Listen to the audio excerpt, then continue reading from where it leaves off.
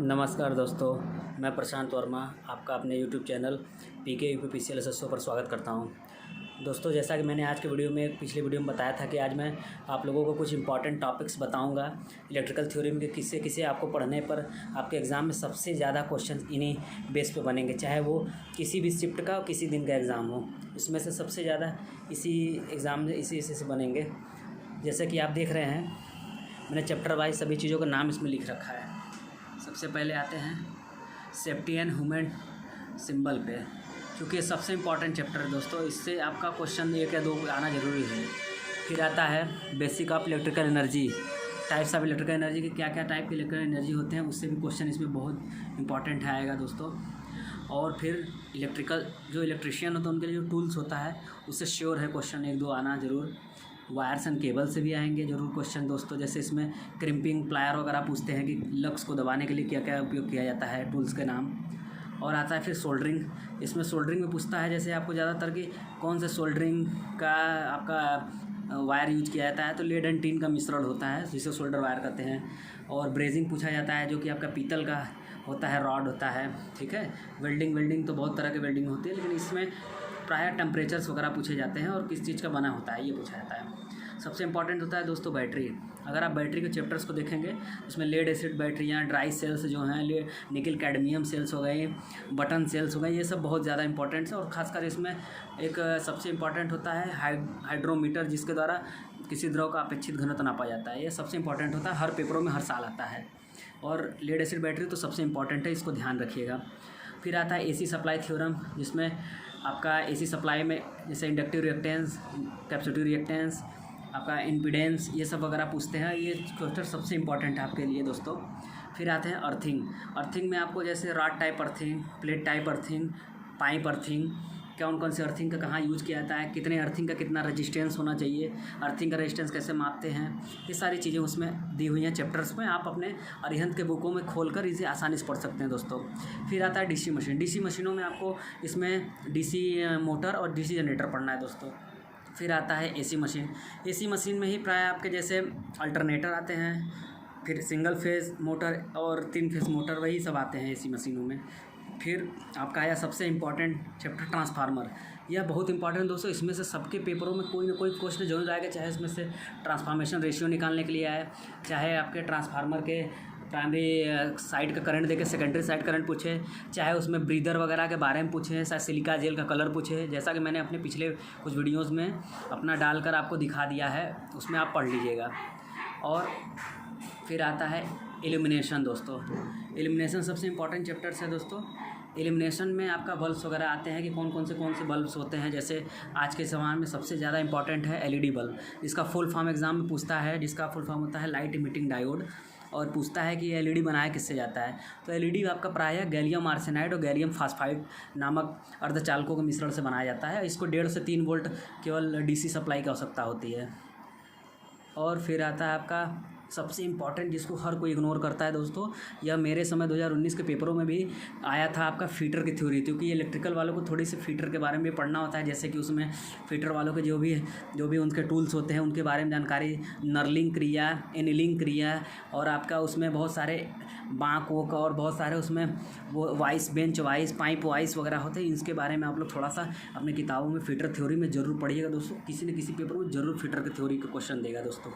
फिर आता है बेसिक ऑफ इलेक्ट्रॉनिक्स। इलेक्ट्रॉनिक्स में देखिए बहुत सारी चीज़ें हैं, जैसे एलईडी, एलसीडी, और आपका एससीआर, जिसको आप लोग सिलिकॉन कंट्रोल रेक्टिफायर कहते हैं। फिर रेक्टिफायर्स आते हैं, फिर इसमें आपका ट्रांजिस्टर्स आता है।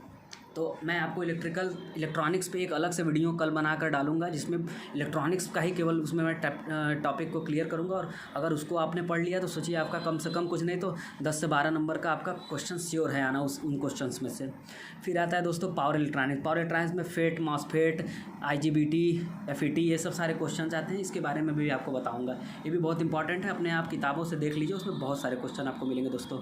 फिर आता है आपका सिंगल फेज मोटर। जैसे सिंगल फेज मोटरों में आपका घरेलू मोटरों के बारे में सबसे ज़्यादा पूछता है, जैसे कि आपका capacitor star motor, permanent capacitor motor, capacitor start capacitor run motor, ठीक है। और इसमें बहुत सारे शेडेड पोल मोटर्स वगैरह होते हैं, इनके बारे में बहुत ध्यान से पढ़िएगा दोस्तों।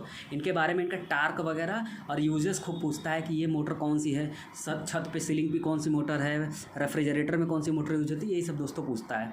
और एक होता है 3 फेस मोटर। 3 फेस मोटरों में दोस्तों आपके मोटर तो कई तरह के होते हैं, जैसे आपके होता है स्लिप रिंग मोटर होता है और आपका स्क्वायरल केज मोटर होता है। तो ये सब बारे में आप 3 फेस मोटर चैप्टरों से थोड़ा थोड़ा करके, क्योंकि आपके पास समय कम है इतने सारे टॉपिक को पढ़ने के लिए, तो आप थोड़ा थोड़ा ही करके केवल उसमें जो भी आपको चीज़ें दिखाई दे बस जो समझ में आया उन चीज़ों को बस आप पढ़ लीजिए।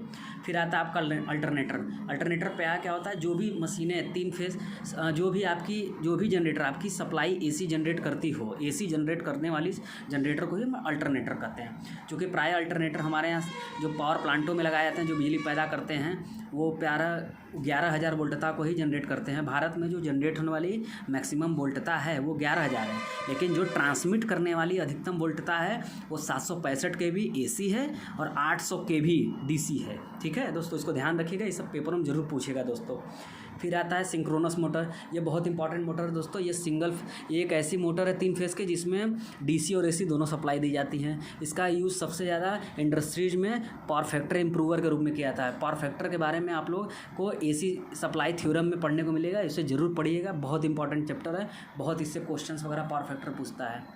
फिर पाता है पावर प्लांट, सबसे इंपॉर्टेंट दोस्तों। इसमें जनरेशन में जैसे कि बिजली किस माध्यमों से जनरेट होती है, जैसे थर्मल पावर प्लांट होता है आपका, और होता है आपका न्यूक्लियर पावर प्लांट होता है, फिर हाइड्रोइलेक्ट्रिक पावर प्लांट होता है, फिर सोलर प्लांट होता है, बहुत सारे तरह तरह के विंड प्लांट्स होते हैं, फिर आपका टाइडल एनर्जी प्लांट होता है। तो इन सब के बारे में पढ़ने को बहुत कुछ आपको मिलेगा। उसमें आपका होता है जैसे कि पारंपरिक ऊर्जा स्रोत, नॉन पारंपरिक ऊर्जा स्रोत, तो वो सब चीज़ों के बारे में आपको किताबों में मिलेगा। नहीं मिलेगा तो मैं दोस्तों रोज़ आपको कोशिश करके 2 से 3 वीडियो ऐसे अपलोड अब रोज़ करना चाहूँगा, जिससे आपका सारा कवर हो सके, जल्द से जल्द आपको पेपर में बहुत सारा इससे फ़ायदा मिल सके दोस्तों।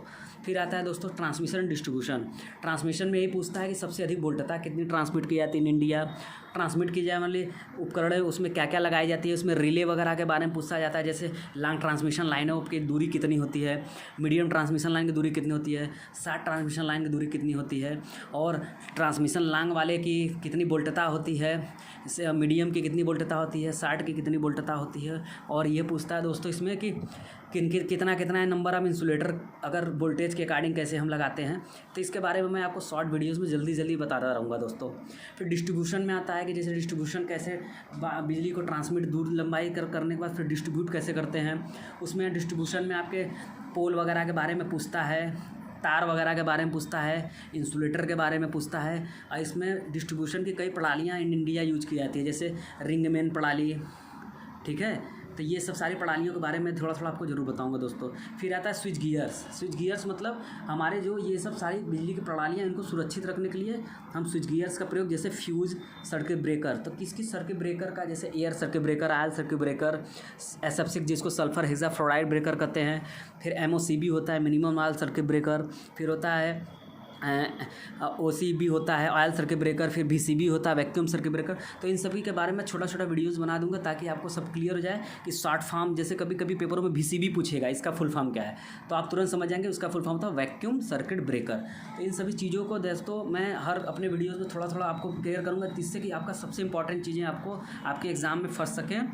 और एक चीज़ मैंने इसमें मेंशन नहीं किया है, वो है आपका मैग्नेट चैप्टर दोस्तों। इसमें मैंने लिखा नहीं है, लेकिन आप लोग बहुत ध्यानपूर्वक मैग्नेट चैप्टर को पढ़िएगा दोस्तों, सबसे इंपॉर्टेंट है। और एक और चैप्टर मैंने इसमें नहीं लिखा है, वो है आपका मेजरिंग इंस्ट्रूमेंट, जिसमें आपका वोल्टमीटर, एमीटर, मैगर, वो मीटर वगैरह सारी चीज़ें आती हैं, ठीक है। ये सब बहुत इंपॉर्टेंट है दोस्तों, इसको आप लोग पढ़िए। आई होप आपको ये वीडियो अच्छा लगेगा और आप लोग जम के तैयारी करिए दोस्तों, क्योंकि अब समय आपके पास ज़्यादा नहीं है। लेकिन डरने की, घबराने की कोई ज़रूरत नहीं है, इतना अच्छा पढ़ेंगे, क्योंकि इसमें जो डरता है वही एग्ज़ाम को कहीं से पेपर में नहीं दे पाता है। अपने मनोबल को बढ़ाइए, हाँ, क्योंकि पढ़ने का थोड़ा समय बढ़ा दीजिए, ज़्यादा चीज़ों को पढ़िए। मैं आपका हमेशा साथ देता रहूँगा, आपको अच्छी वीडियोज़ देकर आपको मोटिवेट करता रहूँगा। तब के लिए जय हिंद, जय भारत।